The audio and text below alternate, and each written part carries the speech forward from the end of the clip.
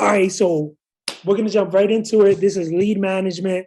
This is how to build a scalable real estate business 101. And today we are going to focus on inbound pre-qualifications, which I'll tell you what that is, follow-ups, as well as roles and responsibilities of the lead manager. So pre-qualification, one of the most important duties of the lead manager is to pre-qualify leads to determine if they are in fact the lead that'll result in business for your company. In our company, we focus on 6 pillars of pre-qualification. And other companies and other courses and other lessons, they're only going to tell you 4, but in reality, there's like 6 or 7. And these are the most important because they're going to determine everything in your talk with these sellers. We're going to go down these 6 pillars of pre-qualification, and then I'm going to get into detail about what those are and why they're so important. So the first pillar is decision makers. The second is status/occupancy. The third is condition.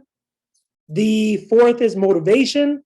Fifth is timeline and price. Again, who are the decision makers? What's the status and occupancy of the property? What's the condition of the property? What's the motivation to sell? Their timeline to sell, and ultimately what their price is.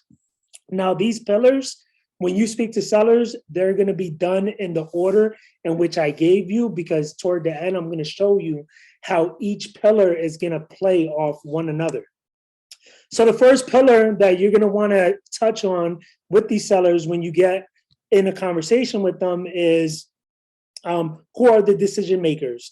Because the last thing you want to do is have a really long conversation with someone who isn't the primary decision maker or someone who needs approval from their wife or their husband. So let's say you're talking like, and I'm telling you, this happens often.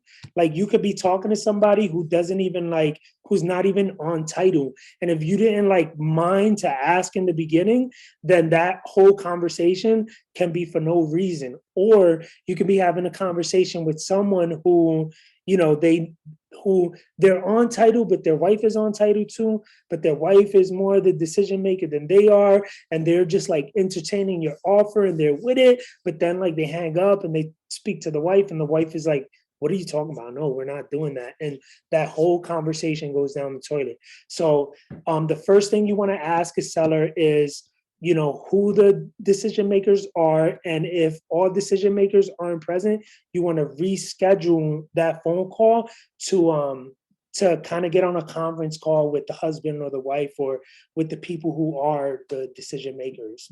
So the way that I like to ask whether or not they're the decision maker, and this is a way that makes it nice and soft and fluffy for them, is I pretty much say, and I'm going to be doing a lot of role play with you guys in terms of like how I talk to sellers.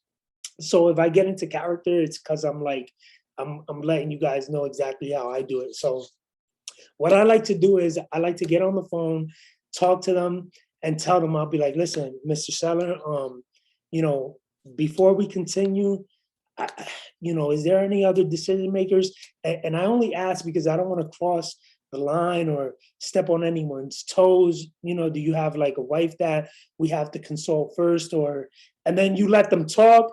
And right there, that's a good way to frame it to where if they're like, actually, no, I'm the primary decision maker, you can continue the conversation. If they say, actually, yes, my wife, she's also a decision maker, then at that point, I would be like, okay, well, you know, I don't want to step on her toes or cross the line or, you know, happy wife, happy life.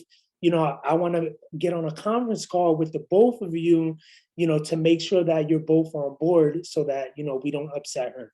And then most of the time we schedule for a different call where they're both on the phone or an appointment where they're both present. First thing you want to do, decision makers, very important. Once the decision makers are established, what you want to do is you want to get the status of the property / occupancy. Now, the status of the property, it's funny because everything I'm teaching you guys is like mistakes that I've made, and it's so important. Status of the property is pretty much, is the property listed with a realtor or not? There have been times where I've been talking to leads, I'm negotiating the price, and then it turns out it's already listed on the market with a realtor. And if it's listed on the market with a realtor, they're negotiating with everybody in the world and they're going to take the highest and best offer. And in our business, we're not looking to give retail prices, we're looking for investment properties. So that's one of the things that definitely needs to be addressed. One of the first questions, what's the status of the property? I mean, is it listed with a realtor or, is it a private sale? And they'll tell you. Occupancy is another question you want to ask. And there's going to be 3 different answers. It's either going to be vacant, the owner's either going to be living in it, or it's going to be tenant occupied. So if the occupancy is vacant, it's really good. That's like best case scenario, because when a property is vacant, it's much, much, much easier to disposition that deal to your cash buyer or flip it, because access is really easy. You could put it on a lockbox and it's just all around easier because you don't have to deal with, anybody's consent with going in or not. You don't have to deal with scheduling and stuff. So when it's vacant, those are the best properties to actually disposition in your business. Another one is if the current owner is living in it. Now, to me, that's a little bit better than it being tenant occupied, because at least they have the primary decision making to actually let us go into the property whenever we like to look at it. But at the same time, when the current owners are living in it, it starts to get a little weird if you schedule way too many walkthroughs, because they'll be like, wait, what's going on here? Like, these are a lot of contractors coming in here, and it just it can scare them a little bit. So it's not the best when they're living in it, but it's better than having tenants that can just ruin your disposition, right? So if the owners are living in it, there's a couple of things that you want to ask in order to get a really good gauge on what you're dealing with, right? So if they're living in it, you want to ask if they need moving assistance, right? Because at the end of the day, if they're selling it and they live in it, they're going to need somewhere to go, right? Do they need to find a house before they sell the one that they have? Do they need funds up front to be able to, find somewhere before closing? Do they even have somewhere to go? Like, do they have like a sister, a family member, anyone, any relative that they're thinking of going to? Those are questions that you want to ask. And of course, you want to always be flexible on this point. But do they need time to leave after they actually sell the property? Now, for me, maybe other people are different, but for me, this is actually a good thing because they're allowing us to buy it. They're going to stay living in it for a little while. And then with the money that they get at closing, they can eventually leave, whether it's 2 weeks, 3 weeks, or 4 weeks. But sometimes they just need a little bit of time to get their stuff in order once they get their money for them to go. And honestly, that's not like the worst case scenario. You also want to ask if it's tenant occupied.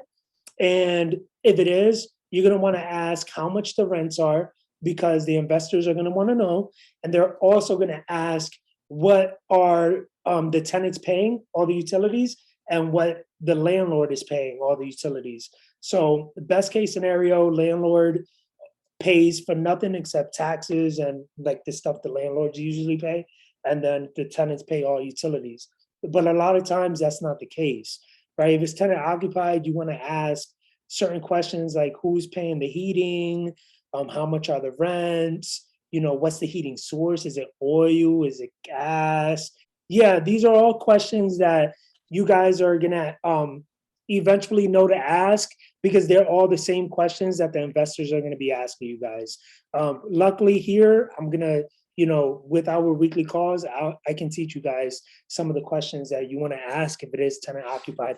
Condition is where it gets spicy. You're going to want to ask about property details, bedroom count, bath, etc.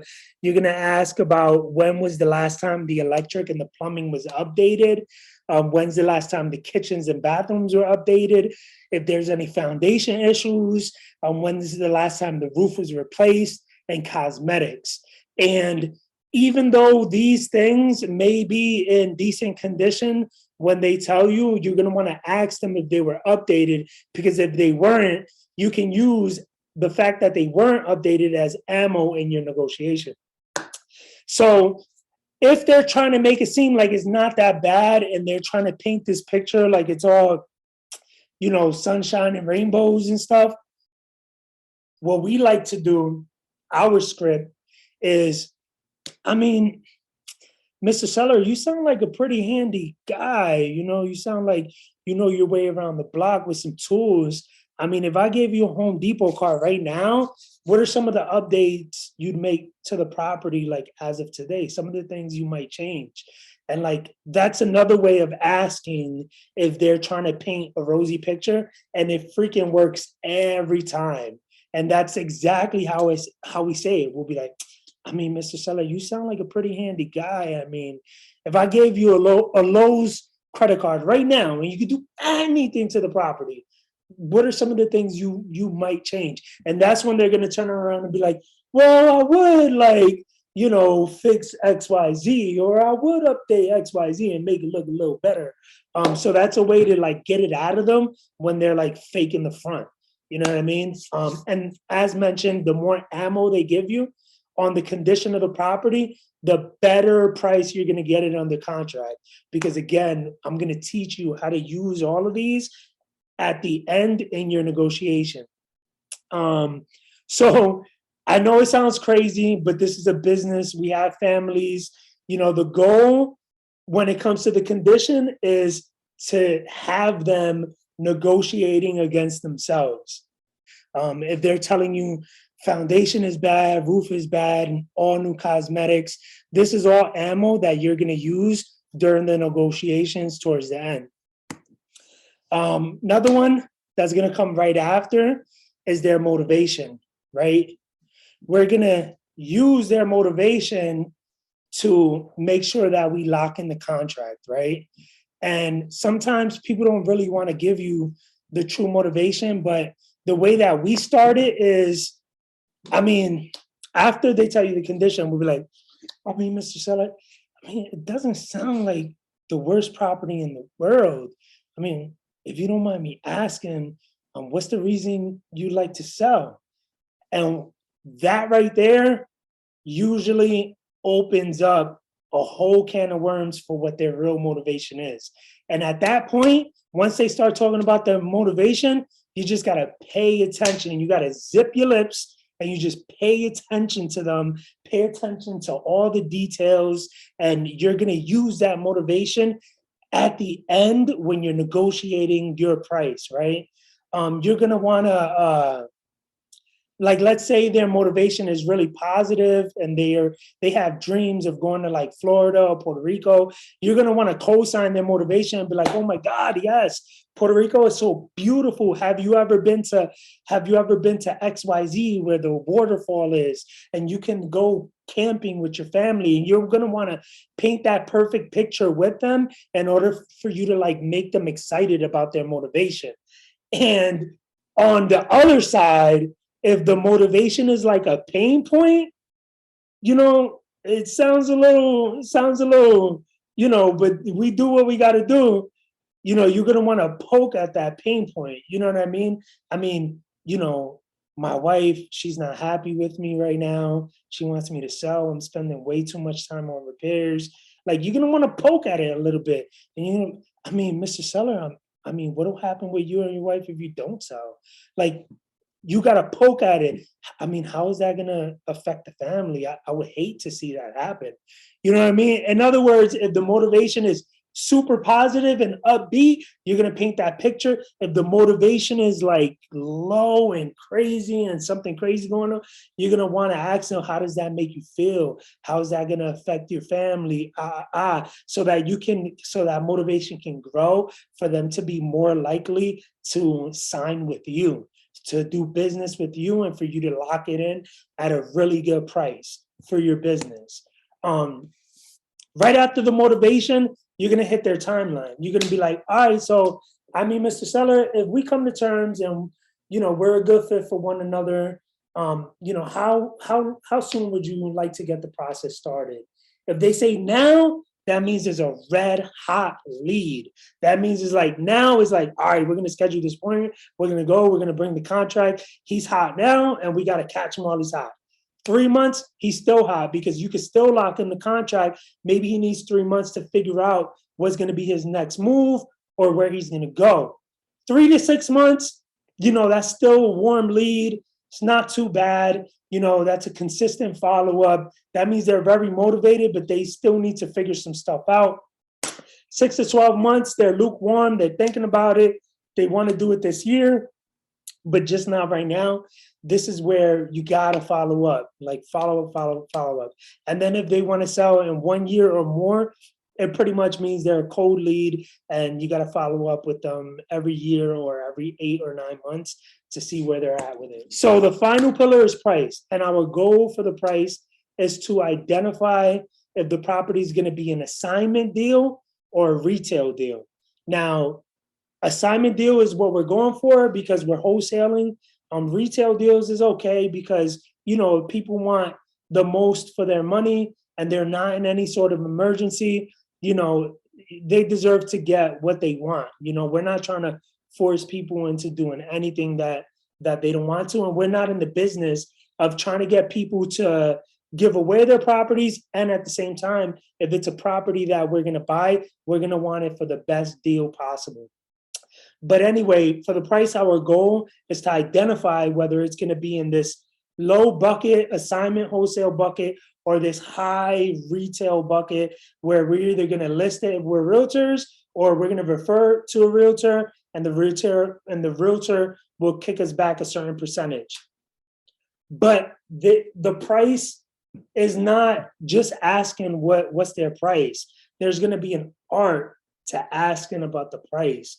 There's going to be a structure about asking about the price, right? So the first thing you want to do after they give you all of those other pillars is you pretty much want to ask like, all right, Mr. Seller, so, I got all the information I need. I guess the last thing to know is what's a price that excites you? And they're going to give you a price, but that's not going to be the price that you're going to pay.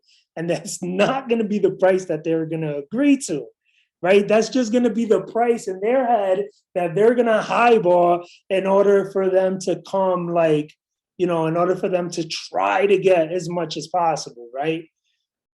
But once they give you that price, you're going to kind of stay quiet, right? You're just going to you're going to hit them with this. And I know it sounds funny, but this is what you have to hit them with. This is tried and true.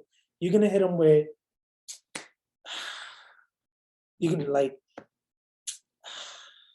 it hurts. Like they just did something to you. Like, yeah, we want 40,000. It could be the lowest number. We want $10. You got to hit them with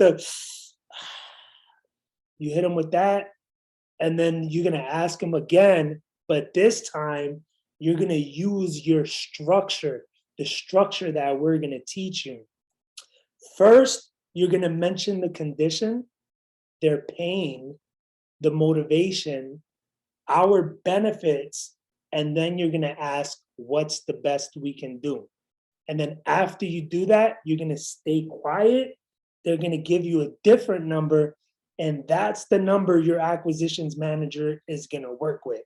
Now, let me teach you a little bit more about how to structure the price question, right? So after you ask them, what's the price that excites you? They're going to say, whatever, 40,000. You're like, and then this is when you hit them with the structure. If you didn't have to deal with, fixing the foundation or fixing the roof and having your wife mad at you and possibly getting a divorce because of this, and we can move you on to bigger and better things and get you to Clearwater, Florida, where the sand is white and you're going to love being over there, spending more time with your grandkids and finally having that freedom and not dealing with those termites and toilets. And we're able to pay cash, close quickly, close on your timeline, and, and buy it as is. What's the best price we can do? And that's when they're going to give you the other price. And that's the price that we're going to work with. So again, you're going to reiterate the condition that they were telling you in the beginning. All of those things that they didn't update, all those things that need to be fixed, you're going to reiterate their motivation, the condition and the pain, their motivation, why they want to sell, like get you on to bigger and better things, get you out of this property, move you back to your grandkids, whatever. And we're able to, and you list out all our benefits, and then you ask, what's the best you can do? And then that price is going to go down, and that's what you're going to work with. It's important in this business to know the benefits of working with us wholesalers, right? What do? We pay cash. We pay all closing costs. We can close on their timeline. We purchase their properties as is, which means they don't have to put another penny into their property. There's no realtor fees, no commissions, no appraisers, no strangers walking in and out of their property. And if you can clearly articulate every one of those benefits while structuring your question on price, that price is automatically going to go down if they're a good enough lead. So that's how you want to structure everything. You're going to go through all of those pillars, and finally, when it comes to price, that's how you're going to ask about it in order for you to get the best price possible. If it's a property you're going to wholesale, if it's one you're going to buy and keep for your portfolio, if it's one you're going to flip, or if it's one that, if they don't want to hear it and they want top dollar, fine, they deserve to get top dollar, but we're not the right fit for them. And if we're not the right fit for them, that's okay. We're not going to be the right fit for everyone. We'll tell them like, hey, maybe we're not your guys. You're not in any kind of emergency. We'll just give you, our contact to the best realtor we know. And if you want to work with them, it's on you, but we wish you the best of luck. So those are the pre-qualifications and how you want to structure it. And that's the reason why you want to stick to that order in order for this to flow the way that it should. Now, those were just the pillars. We're going to get into follow-ups. Now, there's a saying, the money is in the follow-ups, right? And whenever you go to these networking events, that's exactly what you're going to hear over and over and over. The money's in the follow-up. And it's true, because maybe somebody's not going to be ready right then and there, but you have to keep calling them in order to catch them when they're ready, for them to remember who you are, for them to do business with you. So during your follow-ups, you're going to do something called, and this is really exciting too, man. Like, this is all the sauce. This is all the sauce. Like, I paid $800 just to figure out this building rapport formula that I'm going to give you right now. It's called the Ford model. And this is the best sauce that every realtor tries to keep a secret, but we pay for the positions we're in. So we got the model, and of course we're going to give it to the people we rock with, So when doing the follow-ups, a lot of people are like, yeah, but I'm gonna call this person. I don't really know what I'm gonna talk about. I mean, we already talked about the condition of the property. I kind of know that. I mean, I don't want to ask them again. I mean, how am I gonna like build a relationship with these people? Like, what the hell do we have to talk about? The answer is Ford, F-O-R-D. And it's great because of its simplicity. So what does Ford stand for? F stands for family. O stands for occupation. R stands for recreation. And D stands for dreams. I'm freaking smiling because I know this works. And every time I get on the phone on a follow-up, like, yo, at the end of the conversation, like, oh man, these people just love me. Like, because people love talking about what they're doing or what they're into. And these are the key points you're going to focus on when you're talking and trying to build rapport, or you intend to build rapport with a seller. So the first one is family. These are all self-explanatory. I'm going to run through it just in case you need a little more clarity. You're going to, for the family, you're going to want to take note of kids' names, wives, etc. People love talking about their family. You're going to ask, how's the family? You're going to be relatable. You're going to talk about your own family. You're going to keep it cordial. You're going to keep it simple. Don't be weird about it. Don't ask about their family if you haven't had a previous conversation, because it just gets a little bit weird. But if it's a follow-up, it means it's somebody you talked to before. And, you just want to call them and casually talk to them and say, hey, how's the family? And they'll tell you, and you take notes of that and you ask questions. And, that's what F is. It's family. It'll give you a good 5 minutes of runtime on the phone with them, of them just talking about their family. O is occupation. Take note of where they work, if they like it, how long they've been there. Simple enough. Hey, how's work?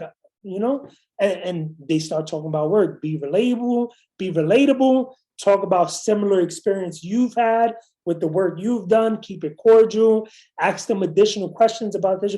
Oh yeah, you work at Carpenter Tech.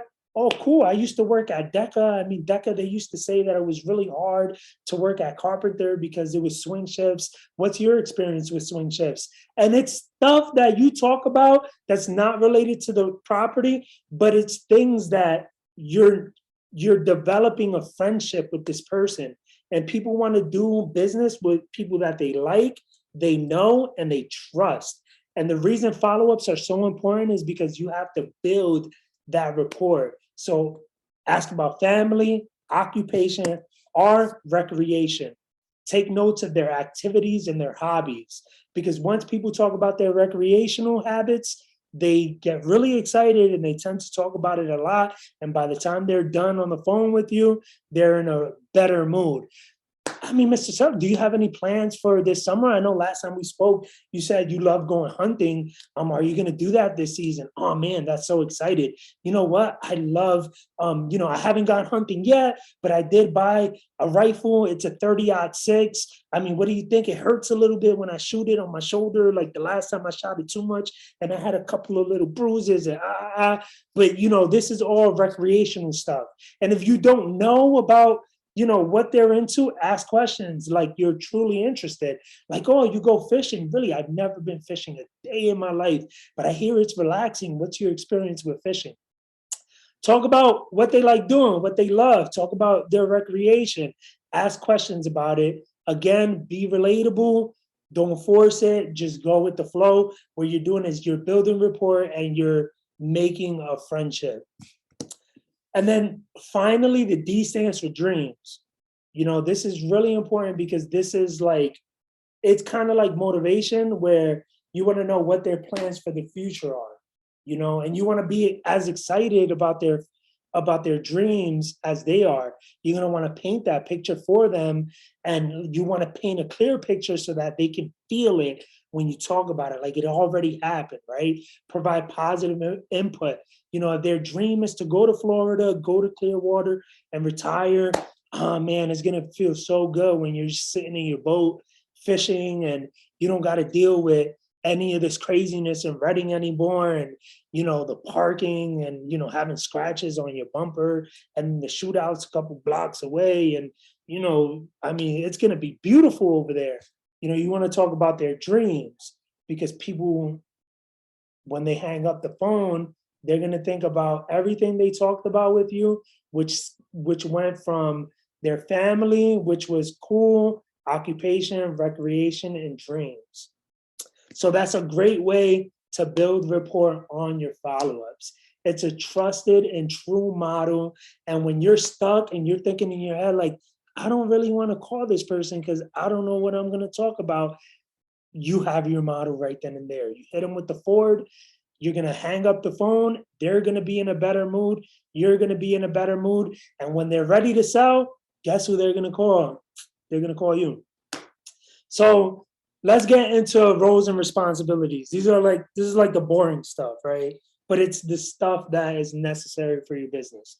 So we went through the pre-qualification bullet points. We went through how to build rapport, and now we're going to talk a little bit about some of the roles and responsibilities that your lead manager is going to have in your business. Very important. So roles and responsibilities. When the lead manager clocks in, which at first you're going to be the lead manager until you get this position, right? As you're going to do your follow-ups first, right? Your lead manager is also going to be ready and prepared once the campaigns go live. And we're going to explain that in detail in case you guys are wondering. They're going to categorize all the leads according to their status. So when a lead comes into your CRM, your customer relations tool, there's going to be a couple of different categories where you're going to put them in, and they're going to be in charge of putting them in that category so that you can do things and stuff. So they're going to categorize all those leads, and ultimately their job is to forward those leads to the acquisitions managers if those leads are ready to sell now or within a relatively short amount of time, within 6 months. I want to say 6 months or less. You should send it to your acquisitions guy so that acquisitions can get the job done and lock it in and get the contract rocking and rolling. Another thing they got to do is set tasks so that they can remind themselves to do certain things. Setting a task is as easy as reminding themselves to follow up with these other 10 leads that came today that are possible leads, the hot leads. And then finally, they're gonna run reports for you in your business, and we're gonna talk about that and how that looks. So follow-ups first. As soon as they log into the CRM, and I'm gonna give you guys a sneak peek into my CRM, and I guarantee you, no course you take are they gonna open up their back door and show you their CRM. But today I'm gonna show you guys, and I don't know if I'm gonna keep it on the Facebook group. I think this might be exclusive just to the people who actually attended. So toward the end, we're gonna stop the recording, and then I'm gonna dig into my CRM, and then I'm gonna show you the secret sauce. So as soon as you log into the CRM as the lead manager, your first task is to do all your follow-ups. From 3 months of doing lead management, you have scheduled all these follow-ups, and you got to hit them with the Ford model, finish asking them those pre-qualifying questions. You got to do all your follow-ups first, right? And in our business, our intention during these follow-ups is to help at least one person per day. That's it. It's like somebody needs my help today, and I'm gonna do all these follow-ups, and I'm gonna see if I can help at least one person. I'm gonna give somebody one piece of information that can help them. I'm gonna talk to my friends right now and see how I can help my friends. The goal isn't how am I gonna get a deal. The goal is how am I gonna help somebody, whether it's purchasing their property, giving them a referral for a great realtor, or like if they need work done, referring them to a great contractor. My goal right now is just to talk to all my friends, build some really good rapport, and try to help at least one person during these follow-ups. And if you look at your follow-ups like that, you'll enjoy doing your follow-ups versus everyone else who hate. I'm telling you, the money's in the follow-up, but most people do not like following up. They're like, damn, I got 15 people that I have to follow up with, and I don't really want to. And like, that's where procrastination starts, and that's where deals go to die. So the first thing you want to do when you're a lead manager is log into your CRM, and you're going to follow up first. Second thing you're going to do after you do your follow-ups is pretty much keep your computer open, ready, have your CRM open, ready to respond. So when that campaign starts going, you can start getting these inbound leads and starting to talk to these inbound leads, right? It's ideal to have multiple screens open to be able to like look at the data when it calls in, when people start to call in. Like what I like to do is I like to have an iPad and my computer, and you don't have to have multiple screens, but it just keeps it a little cleaner for me, where I'll have my CRM on one screen, and then on the next screen, I'll have the MLS. so that when a lead calls me, I can see the address and then I could plug in the address real quick while I'm talking to the lead so I know what I'm working with. So, but the point is to just open up your CRM and be ready for your campaign and ready to talk to people, and don't have any interruptions during that time, because this is go time. These leads are calling in, and any one of those leads are going to land and, you know, convert into a pretty big check for yourself. Whether it's a 20,000 payday, 30,000 payday, you got to be ready and have no interruptions. Sometimes I don't schedule campaigns on certain days because I know I'm going to have interruptions, and I don't want those interruptions in case I drop the ball and fumble a really big bag. I don't want to do that. Point is, the lead manager, after they do their follow-ups, be ready for the campaign. And then while the campaign is going, the lead manager is going to want to categorize these leads. There's going to be a couple categories that I use in my business, and I'll show you my CRM and what it looks like and how I categorize those. There's going to be wrong number, interested, not interested, trash, wants too much, follow-up, and cash buyer. Wrong number, you're going to categorize those so that you can export an Excel sheet and then re-skip those leads. When I say re-skip, it means try to get those numbers again, or do something where you can contact the actual owner because you have the wrong number. We want to categorize those wrong numbers, because usually they say that the people that are hard to get in contact with, where their numbers are wrong, are the best deals out there. So you want to categorize all the wrong numbers. You want to categorize the people who are interested. Now, in my business, in my CRM, I categorize them interested when, you know, they're asking questions, but they're not being very responsive. Because if they were being responsive, then they would go into the follow-up bucket. So if they're interested, you know, but aren't being very responsive, we're going to categorize that so that the next day after we do our follow-ups, we can look at all the interested leads and kind of push them and follow up with them to see where their head is at, to eventually put them in the not interested bucket, or the follow-up bucket, or the wants too much bucket. Trash is self-explanatory. People who say, stop, don't ever call this number again. You call this number again, I'm going to call the feds and you're going to get hit with a $40,000 fine, and try me. I work for Congress. There's like people, crazy people who you definitely don't want to contact again.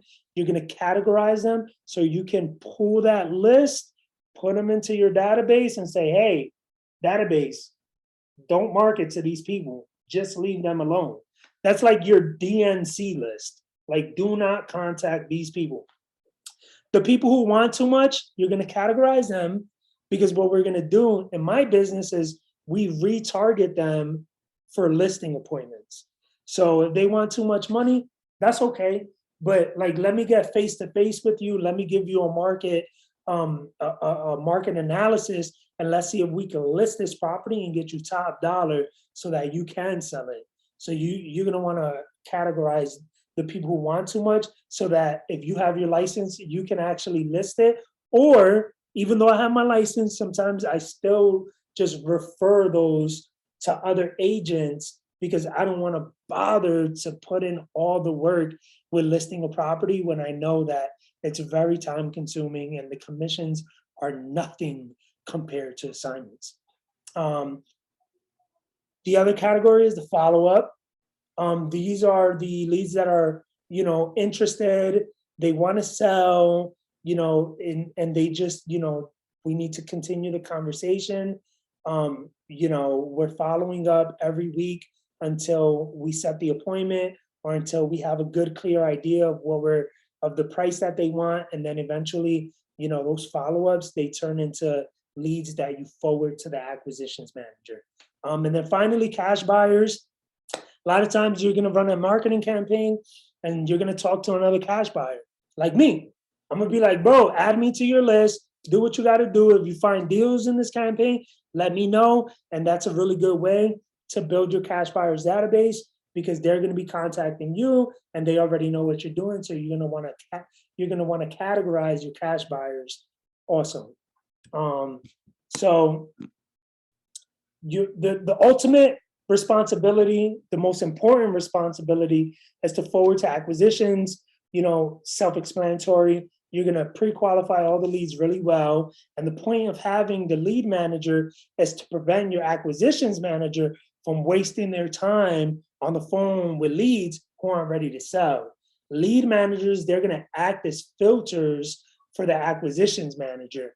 Lead managers are going to do all the work, contacting them, what's the price, this, that, follow up. But the acquisition manager, they're going to do it again. They're going to do it in their own style, and they're going to make sure that that contract gets signed. And if they don't sign that contract, they're going to, schedule that appointment, and they're going to get to the property, and they're going to make sure that that contract gets signed, because they're going to have all the skills that the lead manager have, except a little bit better, because they're going to be animals. They're going to be beasts. And I'm going to teach you guys how to be great acquisitions managers too, and some of the skill sets when you go to an appointment.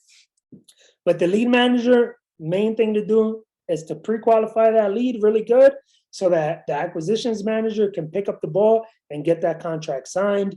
Lead managers are going to set tasks, which pretty much means they're going to manually set up the follow-ups, and they're going to be in constant communication with the acquisitions, right? They're going to be like, hey, I got this lead, that lead, when we were on the phone, this happened, that happened.